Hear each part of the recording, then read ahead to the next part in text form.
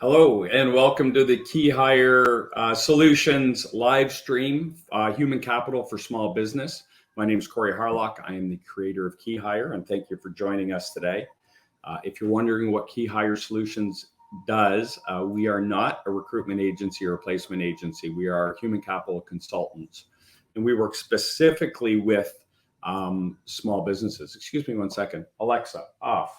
I left my music on. And we work in three main areas. Number one, if you're looking to upgrade a leadership role, we can help you identify what those skills are you need and go out and acquire that talent.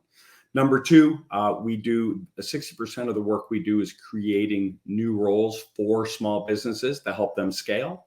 So we do all the background work, put it all together, and then go out and acquire that talent for you. And the third thing we do is full human capital plans. So current state, we're at $10 million. We want to be at $25 million. What does my organization look like today? What does it need to look like to do $25 million? And what's the action plan? How do we action that and go out and get the capital and the human capital we need to reach our growth goals? We like to say, stop struggling and start scaling. So today we have a great topic. How do you retain your current employees? And I think a better way to reframe that question is, how do you rehire your current employees?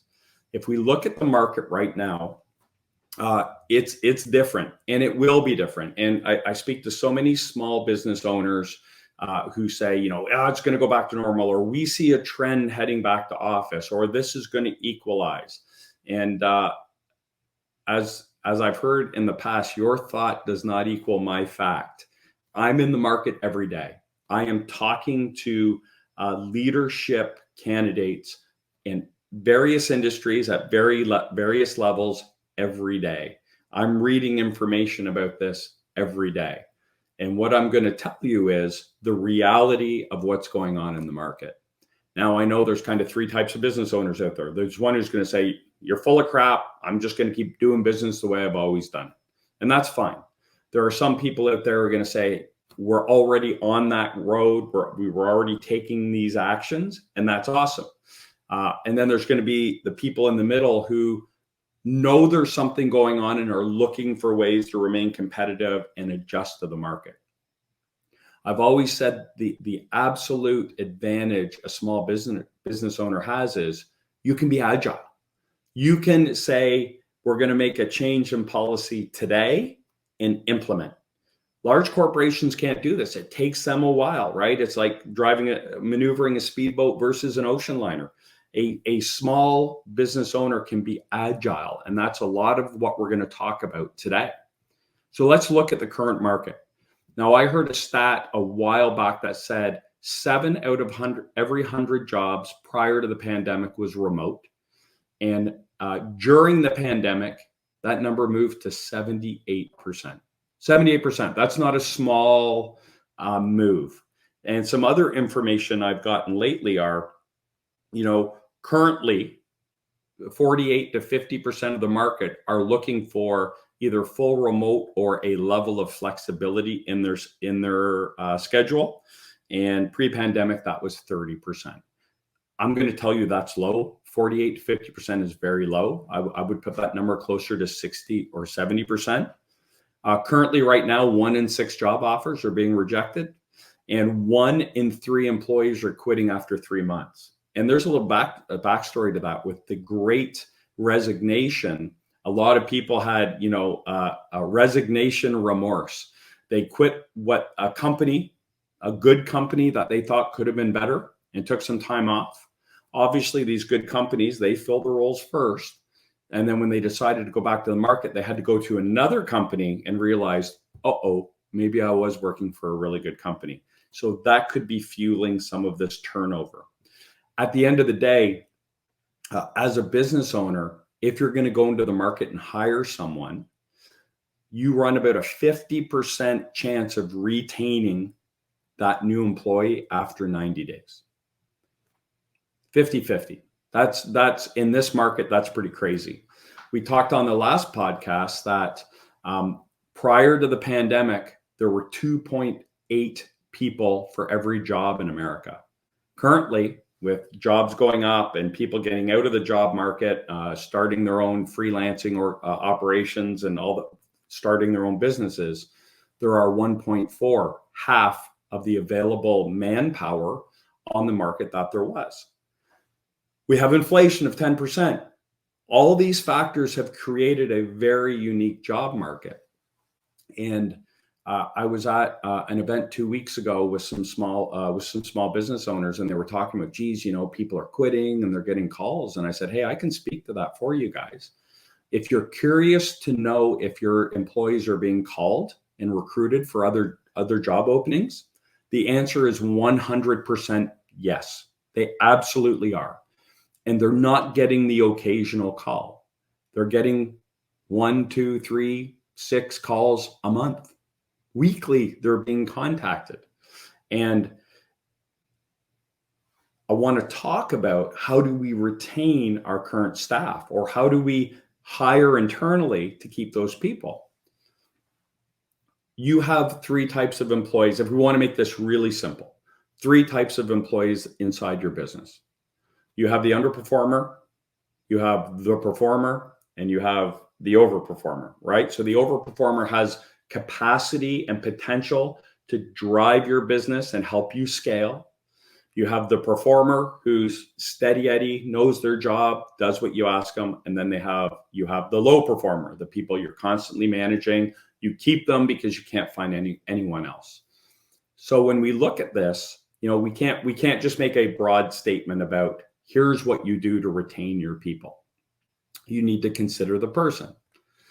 So if you're looking at your hypos, your high performers, the people with the capacity that can lead and drive and scale your business, you're going to take a much different tack than you are with a low performer.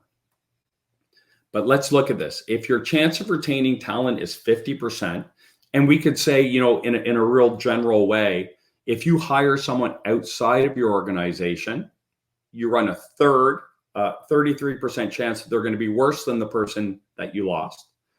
You run a 33% chance they're going to be as good as the person you lost.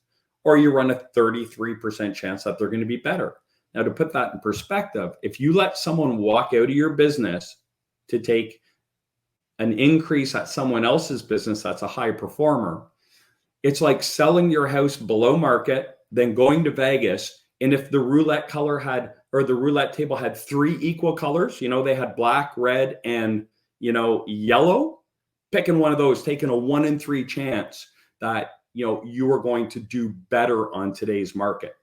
It's crazy. It's insane. And hiring outside of your organization, conservative estimates are, it could cost anywhere from 1 to 4 times that person's annual salary, depending on the position. So if we let a high performer walk out of our business, we have a 2/3 chance that the person we hire because they left is going to be worse or as good as they are. And we have a 50% chance they're going to stay with us for 3 months. And we're going to have to invest, if that person's salary was $80,000, at least $80,000 in their recruitment training and getting this person up to speed and having them be productive. So the smartest hire we can make in this market is the internal hire. Hiring the people that you already have. How do we do that? Number 1, so what are people looking for? And I said, your opinion does not equal my fact. And my facts are, when you're in the market, this is what I hear all the time. Why are you looking to leave your job? Well, I want to test the market. I feel like I'm underpaid. My friend just left this company and they got a 20% increase. So inflation is up. My bills are up. I want to make some more money. The second thing I get asked is, what's the benefit package? The third thing I get asked is, what's the schedule? Is it remote? Is it flex? I will not go into the office 9 to 5. And then what's the range on the position? How much are these people willing to pay? And when we factor in inflation, and we factor in people don't change jobs, they don't take the risk of leaving the known for the unknown for straight across pay, you're looking at a minimum of a 20% increase. So think of this. You have an $80,000 a year employee that quits to take a job at $96,000 Now you have to spend $80,000 to replace that person who could be worse, could be better, could be the same, and you have a 50% chance that they'll stay with you for 3 months. The obvious choice is let's retain the talent in the building, and it's going to cost you $16,000. That's the easy math, right? So how do we have these conversations with our people? And we talked off the beginning that as small business owners, we can be agile. Don't make a sweeping policy. This is our new policy for all of our employees. We manage individuals. So if you have high potential people in your business, you need to go to them and ask them some questions. How are things going with you? Some people now are dipping into savings to make ends meet, and loyalty has a price tag. Yes, they've been with you for 5 years and they've been loyal, but if they're dipping into their savings to buy groceries and you're not helping them, that loyalty is fleeting and they will go to someone who will help them, right? So let's us as business owners be these people. Sit our high potential people down and say, you're probably getting some calls, right? What's going on in the market? How are you feeling? Love to have you here. You know, what can we do to retain you? What are some ideas we can use to keep those people, right? And as owners, we have expanded roles. We need, not that we're not already doing enough, but in this time, people are struggling, and it's up to us as leaders to help people with their financial, physical, mental being. And so how can we do that, right? Upgrade your benefit package. That's a simple thing to do. It's an out-of-pocket expense, but it's cheaper than $96,000 for one employee. Or go to that one individual and offer them cash solves everything, right? So yeah, well, my family plan, I mean, I'm out of pocket $2,000 a month. Okay, well, let me supplement that for you. What if I helped you with that? What if I covered that for you? $24,000 a year. Now you have a loyal employee, someone who's going to stick around because you did something for them. Probably going to be more productive too. Financial assistance. So raises, bringing people up to meet inflation, taking your key people aside and saying, hey, inflation sucks. And we know you're probably struggling a bit. So we're going to give you a 10% increase just because we want you to be able to put food on the table and pay your mortgage and pay for your daughter's college and maintain the same standard of living you had before all this craziness started. What if you tied in a retention bonus? And not only am I going to give you a 10% raise, I'm going to give you a 5% retention bonus, and you can put a clawback on it. So here's, if I make $80,000, here's $4,000 cash, boom. But if you resign in the next 12 months, I'm going to claw it back, and I'm going to take it out of your last check. But I do want you, this is good faith on my side to be able to say, hey, go pay down some of your bills, pay off your credit card, take care of your family. You can use enhanced sick leave or vacation days. Hey, we realize people got sick people at home, stuff's going on. Take all the sick time you need. As long as your work's getting done, we're happy to cover up for you. We care about you and your family. We want to make sure we're taking care of you. Help them with some sick leave. But the biggest thing you can do is flexible schedule. Flexible schedules aren't going away. The conservative number is 50% of the people out there want a flexible schedule. My numbers, what I see in the market is about 30 to 40% of people want 100% remote. And I hear it all the time. If this job's not 100% remote, I'm not even interested in talking about it. About another 30 to 40% want flexible schedule. And that doesn't mean you can leave early Friday. Flex schedule is like core day of 2 or 3 days, flex 2 or 3 days. You set the core days. If you don't want them to take long weekends, make the core days Monday and Friday and let them work from home Tuesday, Wednesday, Thursday. And then the in-office, that is the smallest number of people who are like, yeah, I really want to go in the office. There are some people who are in a situation and they say, I got small kids at home and, I prefer to be in the office, or if I'm in a tech role and I need to focus, maybe I need to be in the office. You need to look at that role and see what it is. But, offering people flexibility and not managing, end result management. As long as your work's getting done on time and you're working from home, I don't care when you're working.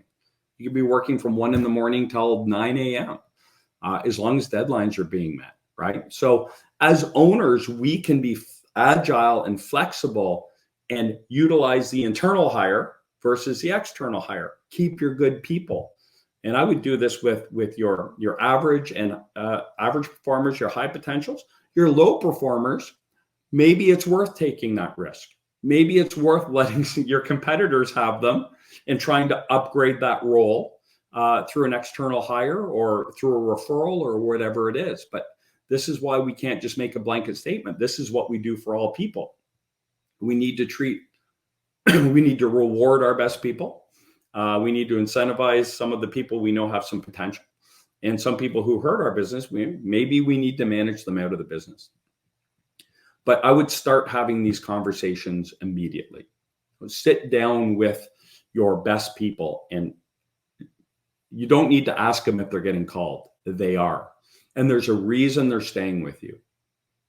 But eventually, a call's going to come in when they're having a bad day, or they can't make a credit card payment, or they have to take a line of credit out to put their kid into school. And they're going to say, you know what? I love this company. And I hear it all the time. I have no reason to leave this company. I just think I can get more somewhere else. Why don't you be the person to give them more? The internal hire, $16,000 on an $80,000 employee is a fraction of what it would cost you to lose that person, all of that internal knowledge, hire someone in green and roll the dice 1/3, 1/3, 1/3 that they're going to be as good or better than that person that left.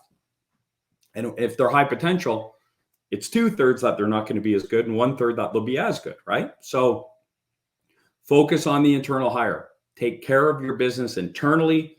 It's going to cost you whatever it is. If that person leaves at 80, you're going to have to hire. If you hire someone in at 80, they will not have the skills and experience, because that person you're hiring at 80 is currently sitting at a $60,000, $65,000 base and probably don't have the depth of experience. So that's my rant on the how do we retain our staff. I hope there was some value there. I hope you got something out of it. And we can help you do that. If KeyHire, that's part of what we do, is help you have those conversations. It's human capital after all, right?